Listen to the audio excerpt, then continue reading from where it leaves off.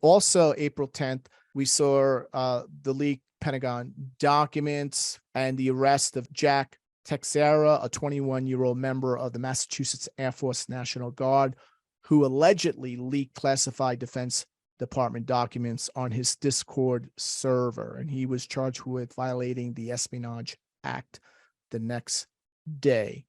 So we're not clear why he released that. And the documents are very detailed. This is like the real battlefield scenario that's really unfolding, not what CNN, right, the Cartoon News Network or Fox News or MSNBC. I can't believe people actually watch that.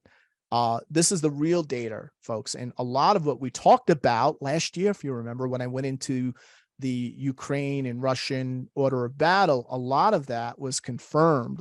Not everything. I mean, much of what I said is played out pretty much the way I said it would. And it looks like the Russian order of battle is to capture everything from Kiev all the way down into Odessa. So that's basically the order of battle. And we're going to hear a lot more of that.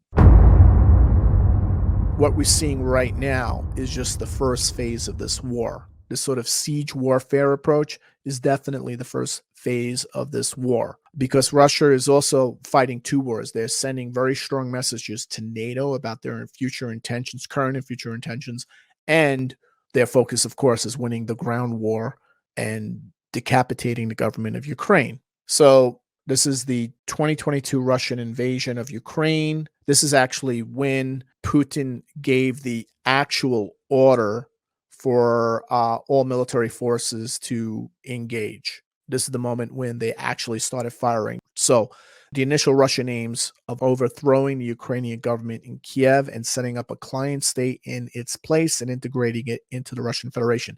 So that is essentially, that is the moment when the attack began. And we're going to use this chart and see what happens to this chart and how it reflects what's happening. So based on what we see right now, Russia has currently three options. One, driving northwards. And up here, you could see driving northwards from its metropole towards the Dnipro to meet with its thrust southwards. So in other words, you could see here, its first action here is to basically have its force down here, where you see the one, push up and meet at the Dnipro, which is along the river, and meet up with its forces up here, right? So its forces in Kharkiv, they will go down southward and meet up with the forces that are heading north. And if this is successful, then the bulk of Ukraine's regular army units on the Donbass within this area will be cut off and isolated from the rest of the country. So they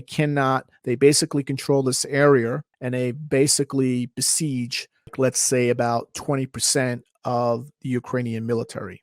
So that's their first option. The second option is for Russia to intensify and accelerate bombardment of the Mariupol and Kharkiv and other smaller cities, and the suffering of the remaining inhabitants and defenders being used to pressure the Ukrainian government to agree to a ceasefire on terms which would allow Russian forces to pause, consolidate their gains, rotate those units that have been most badly injured, give them a round in between fighting so then they can carry on and implement the next phase.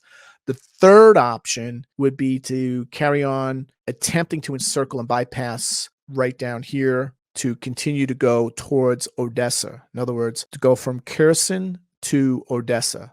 That would be their third option. So now, of course, I'm going to look at the astrology and say what's likely to happen, right? So we look at that. So there's three options here, right? Send an army south from Belarus to capture Ukraine's capital and decapitate and replace the government. 2, send forces into northeast Ukraine to capture its second largest city, Kharkiv, with 1.4 million people, and extend Donetsk enclave westward to establish a land bridge to Crimea and give Russia full control of the Sea of Azov and the entire Ukrainian coast along the Black Sea. So what do we see with the astrology? It's very clear to me when we look at, this is the moment, going back to this chart real quick, this is the chart, and this is based for not Moscow, but Kiev, the actual time when the military attack began. And we could see this Mars, Venus, Pluto triple conjunction right along here, going southward along the river itself the Dnieper River and along here,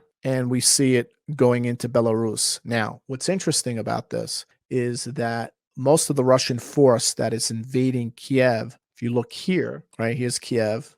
If you go back to the map, you could see most of the Russian force is coming from this area. So there is an attempt to besiege the city, right? Besiege the city. So what I am seeing, what's likely to happen next is we're going to see the Russians basically go to the second option here is Dnipro, is they're going to move their forces here and up here, and then they'll begin to siege, cut off all supplies coming from the west, coming from Poland, coming from Romania, NATO forces, right? So NATO forces, NATO supplies are coming in to fortify these cities with these NATO weapon systems. So what they're going to do is from here, then move up south and besiege the city from 3 points.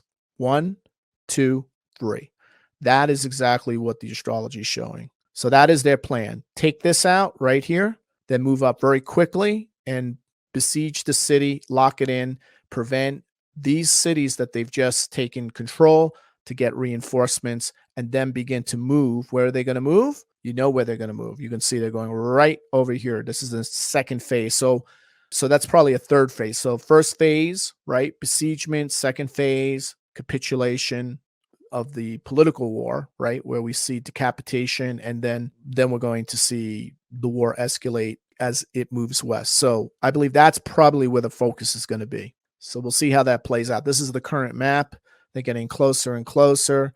And again, I believe they will, right now, all Ukrainian forces are all getting supplied. And you got to remember, there's food and fuel supply. It's not just weapons all through here. If you'd like to watch the full presentation and more like this on geopolitics, the economy, and world events from an archetypal and mundane astrological perspective, join the Global Transformation Astrology membership. Go to gta.williamstickevers.com or click the link in the description for twice-monthly webinars with Q&A, access to the growing library of previous webinars, and a collection of information and resources on today's most important topics. We are now in the middle of a massive collective psycho-spiritual death rebirth process. Stay informed and be a part of the breakthrough, not the breakdown. Become a GTA member today.